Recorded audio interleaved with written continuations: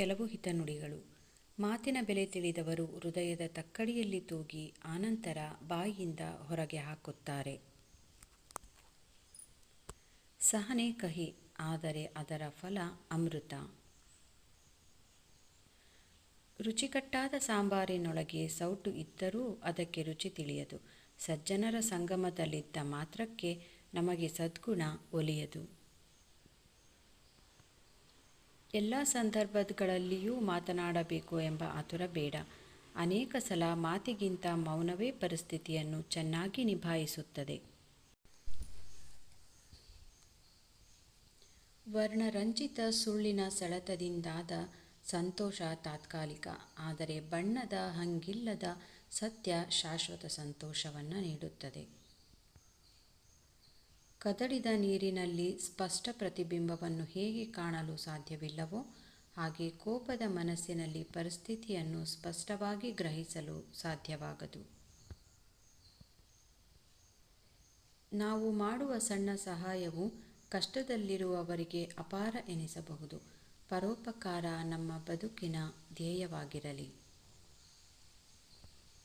ನಾವು ಒಬ್ಬರ ಮುಂದೆ ತುಂಬ ತಲೆಬಾಗುತ್ತಿದ್ದೇವೆ ಎಂದರೆ ಅವರಿಗಿಂತ ನಾವು ಕೀಳಲ್ಲ. ಬದಲಾಗಿ ನಮ್ಮ ಆತ್ಮಾಭಿಮಾನಕ್ಕಿಂತ ಅವರ ಮೇಲಿನ ಪ್ರೀತಿ ಅತಿ ಮುಖ್ಯವಾಗಿರುತ್ತದೆ. ತಿಳಿದವರೊಂದಿಗೆ ಅರ್ಧ ಗಂಟೆ ಕಳೆದರೆ 4 ಪುಸ್ತಕಗಳನ್ನು ಓದಿದಂತೆ. ಯೋಗಿಗಳೊಂದಿಗೆ ಅರ್ಧ ಗಂಟೆ ಕಳೆದರೆ ಅರ್ಧ ಬದುಕನ್ನೇ ದಾಟಿದಂತೆ.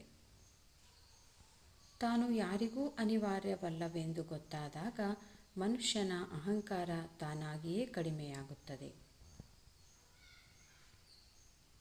ಕತ್ತಲಿನಲ್ಲಿ ನಮ್ಮ ನೆರಳೇ ನಮ್ಮನ್ನು ತೊರೆಯುತ್ತದೆ. ಆದ್ದರಿಂದ ಬದುಕಿನಲ್ಲಿ ಯಾರ ಮೇಲೂ ಬಹಳ ಅವಲಂಬಿತರಾಗಬಾರದು, ಸ್ವಾವಲಂಬಿಗಳಾಗಿರಬೇಕು. ದಿನಾಂಕಗಳು ನಮ್ಮ ತಪ್ಪು ಒಪ್ಪನ್ನು ಗಮನಿಸುತ್ತಾ ಪಾಪ ಪುಣ್ಯ ಅನ್ನೋ ಡೈರಿಯಲ್ಲಿ ದಿನ ಅಂಕಗಳನ್ನು ನೀಡುತ್ತಾ ಹೋಗುತ್ತದೆ. ನಾವು ತುಂಬ ಇಷ್ಟಪಡುವವರು ನಮ್ಮನ್ನು ಅಷ್ಟೇ ಇಷ್ಟಪಡುತ್ತಾರೆ ಎನ್ನುವುದು ಬರೀ ನಮ್ಮ ಕಲ್ಪನೆ ಅಷ್ಟೆ. ಸತ್ಯ ಹೇಳೋರ ಮೇಲೆ ಅನುಮಾನ ಪಡ್ತಾರೆ, ಸುಳ್ಳು ಹೇಳೋರ ಮೇಲೆ ನಂಬಿಕೆ ಇಡ್ತಾರೆ, ಪ್ರೀತಿ ಮಾಡೋರನ್ನ ದೂರ ಇಡ್ತಾರೆ, ದ್ವೇಷ ಮಾಡೋರನ್ನ ಹತ್ತಿರ ಇಡ್ತಾರೆ. ಜನನೇ ಈ ರೀತಿ. ಇತರರ ಬದುಕು ಚೆನ್ನಾಗಿದೆ ಎಂದೇ ಭಾವಿಸುತ್ತೇವೆ, ಆದರೆ ಬೇರೆಯವರ ಪಾಲಿಗೆ ನಾವು ಇತರರೇ ಎಂಬುದನ್ನು ಮರೆಯುತ್ತೇವೆ. ವಾಸ್ತವದಲ್ಲಿ ಬದುಕೋಣ. ಪ್ರಶ್ನಿಸುವ ಗುಣ ನಮ್ಮಲ್ಲಿ ಹೆಚ್ಚಾದಷ್ಟು ನಮ್ಮ ಶತ್ರುಗಳ ಸಂಖ್ಯೆ ಹೆಚ್ಚಾಗುತ್ತದೆ. ಇದು ಬದುಕಿನ ಕಠೋರ ಸತ್ಯ. ಹುಡುಕಿದರೆ ಎಲ್ಲವೂ ಸಿಗಬಹುದೇನೋ. ನೆಮ್ಮದಿ ಎನಿಸುವ 4 ಒಳ್ಳೆಯ ಮಾತುಗಳನ್ನಾಡುವವರು ಸಿಗುವುದು ತುಂಬ ಕಷ್ಟ. ಎಷ್ಟೇ ಬೆಲೆ ಬಾಳುವ ಬಟ್ಟೆ ಧರಿಸಿ ಸಿಂಗರಿಸಿಕೊಂಡಿದ್ದರೂ ಮುಖದಲ್ಲಿ ನಗುವಿಲ್ಲದಿದ್ದರೆ ಅದಕ್ಕೆ ಬೆಲೆ ಇಲ್ಲ. ಜಗತ್ತು ಎಷ್ಟು ವಿಚಿತ್ರ ನೋಡಿ. ಬಡವ ದೇವಾಲಯದ ಹೊರಗೆ ಬೇಡುತ್ತಾನೆ, ಅದೇ ಶ್ರೀಮಂತ ಒಳಗೆ ಬೇಡುತ್ತಾನೆ.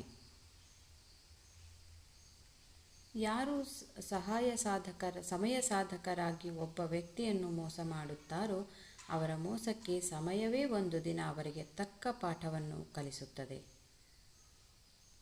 ಲೋಕವನ್ನು ತಿಳಿದವನು ನಾಚಿಕೊಳ್ಳುವುದಿಲ್ಲ, ತನ್ನನ್ನು ತಿಳಿದವನು ಅಹಂಕಾರಿಯಾಗುವುದಿಲ್ಲ. ಅಳು ಬಂದಾಗ ಒಬ್ಬರೇ ಅಳಬೇಕು, ನಗು ಬಂದಾಗ ಗುಂಪಲ್ಲಿ ನಗಬೇಕು. ಗುಂಪಲ್ಲಿ ಅತ್ತರೆ ನಾಟಕ ಅಂತಾರೆ, ಒಬ್ಬರೇ ನಕ್ಕರೆ ಹುಚ್ಚ ಅಂತಾರೆ. ಜೀವನನೇ ವಿಚಿತ್ರ. ತಿಳಿಯಾದ ನೀರನ್ನು ಕಲಕುವ ರೀತಿ ಬೇರೆಯವರ ಮನ ಕಲಕಬೇಡಿ. ಕಲಕಿದ ನೀರು ತಿಳಿಯಾಗಬಹುದು, ಕಲಕಿದ ಮನ ತಿಳಿಯಾಗಲಾರದು. ಕಷ್ಟ ಇರದ ಸಮಯದಲ್ಲಿ ತುಂಬ ಜನ ಹತ್ತಿರ ಬರಲು ಬಯಸುತ್ತಾರೆ. ಅದೇ ಕಷ್ಟ ಬಂದ ಮೇಲೆ ಹತ್ತಿರವಿದ್ದರೂ ಕೂಡ ಏನಾದರೂ ನೆಪ ಹೇಳಿ ನಮ್ಮಿಂದ ದೂರ ಓಡುತ್ತಾರೆ. ಈ ಪ್ರಪಂಚದಲ್ಲಿ ಯಾವುದು ಒಡೆದರೂ ಅದು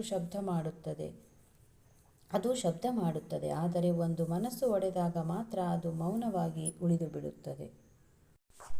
ನೀವು ಸಮುದ್ರದಲ್ಲಿ ಎಷ್ಟು ಸಕ್ಕರೆ ಹಾಕಿದರೂ ಅದು ಸಿಹಿ ಆಗುವುದಿಲ್ಲ. ಅದೇ ತರಹ ನೀವು ಸ್ವಾರ್ಥ ಜನರನ್ನು ಎಷ್ಟು ನಿಮ್ಮವರನ್ನಾಗಿ ಮಾಡಿಕೊಳ್ಳಲು ಪ್ರಯತ್ನಿಸಿದರೂ ಅವರು ಎಂದೆಂದಿಗೂ ನಿಮ್ಮವರು ಆಗುವುದಿಲ್ಲ. ಜೀವನದಲ್ಲಿ ಯಾರನ್ನ ಮರೆತರೂ ಪರವಾಗಿಲ್ಲ, ಆದರೆ ಕಷ್ಟಕಾಲದಲ್ಲಿ ನಾವು ಕೇಳದೆಯೇ ನಮಗೆ ಸಹಾಯ ಮಾಡಿದವರನ್ನು ನಾವು ಎಂದೆಂದಿಗೂ ಮರೆಯಬಾರದು. ಕೋಪಿಸಿಕೊಳ್ಳುವ ಹೃದಯದಲ್ಲಿ ಪ್ರೀತಿಸುವ ಗುಣವಿರುತ್ತದೆ. ಒಮ್ಮೆ ಅರ್ಥ ಮಾಡಿಕೊಂಡರೆ ಜೀವನದ ಕೊನೆಯವರೆಗೂ ಜೊತೆಯಾಗಿರುತ್ತಾರೆ. ಜ್ಞಾನವುಳ್ಳವನಿಗೆ ಬೇರೆ ಸಂಪತ್ತು ಬೇಡ, ಕೋಪ ಇದ್ದವನಿಗೆ ಬೇರೆ ಶತ್ರುವೇ ಬೇಡ, ಕರುಣೆ ಉಳ್ಳವನಿಗೆ ಬೇರೆ ಯಾವ ರಕ್ಷಣೆಯೂ ಬೇಡ. ಒಬ್ಬ ವ್ಯಕ್ತಿಯನ್ನು ನೇರವಾಗಿ ಎದುರಿಸಲು ಸಾಧ್ಯವಿಲ್ಲ ಎಂದು ತಿಳಿದಾಗ ಅಪಪ್ರಚಾರ ಮಾಡಲು ಶುರು ಮಾಡುತ್ತಾರೆ. ಪ್ರೀತಿ ಮತ್ತು ನಗು ಎಷ್ಟು ಚಿಕ್ಕ ಪದಗಳು, ಆದರೆ ಆ ಪದಗಳಿಗೆ ಇಡೀ ಜಗತ್ತನ್ನು ಗೆಲ್ಲುವ ಶಕ್ತಿ ಇದೆ. ನಗು ಇರುವ ಕಡೆ ಪ್ರೀತಿ ತುಂಬಿರುತ್ತದೆ, ಹಾಗೆ ಪ್ರೀತಿ ತುಂಬಿರುವ ಕಡೆ ನಗು ಇರುತ್ತದೆ. ಅರ್ಥ ಮಾಡಿಕೊಳ್ಳಲು ಬೇಕಾದ ವಿಷಯಗಳು: ಒಳ್ಳೆಯ ಮನಸ್ಸು, ಕ್ಷಮಿಸುವ ಗುಣ, ಕೈ ಜೋಡಿಸುವ ಸ್ನೇಹ, ಸಮಾಧಾನ ಮಾಡುವ ಒಂದು ಹೃದಯ. ಇವು ನಮ್ಮ ಜೀವನಕ್ಕೆ ನಿಜವಾದ ಆಸ್ತಿಗಳು.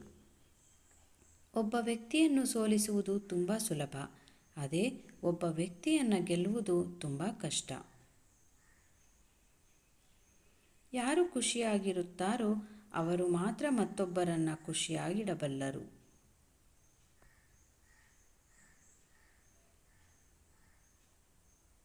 ಸ್ಫೂರ್ತಿ ತುಂಬುವ ಹಾಗೂ ಉತ್ತೇಜನ ನೀಡುವ ಕೆಲಸವನ್ನು ನೀವು ಹಿಡಿದರೆಂದರೆ ಅದರಲ್ಲಿ ಯಶಸ್ಸು ನಿಶ್ಚಿತವೆಂದೇ ತಿಳಿಯಿರಿ. ಇಡೀ ಬದುಕೇ ಒಂದು ಪ್ರಯೋಗ. ಯಾರು ಹೆಚ್ಚು ಹೆಚ್ಚು ಪ್ರಯೋಗಗಳನ್ನು ಮಾಡುತ್ತಾರೋ ಅವರು ಬದುಕಿನಲ್ಲಿ ಗೆಲ್ಲುತ್ತಾರೆ. ಎಂದಿಗೂ ವಂಚನೆ ಮಾಡದ ನಿಜವಾದ ಸ್ನೇಹಿತನೆಂದರೆ ಅದು ಮೌನ. ಜ್ಞಾನದಿಂದ ಅಧಿಕಾರ ದೊರೆಯಬಹುದು, ಆದರೆ ಗೌರವ ಸಿಗಬೇಕೆಂದರೆ ವ್ಯಕ್ತಿತ್ವ ಇರಬೇಕು.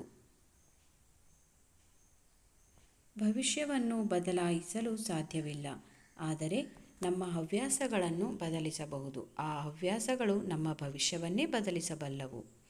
ಜೀವನದಲ್ಲಿ ಶಿಸ್ತು ರೂಢಿಸಿಕೊಂಡರೆ ಪ್ರತಿ ಬಾರಿ ಕೆಲಸ ಮಾಡಲು ಪ್ರೇರಣೆ ಬೇಕೆಂಬ ಮನಸ್ಥಿತಿಯನ್ನು ತಪ್ಪಿಸಬಹುದು.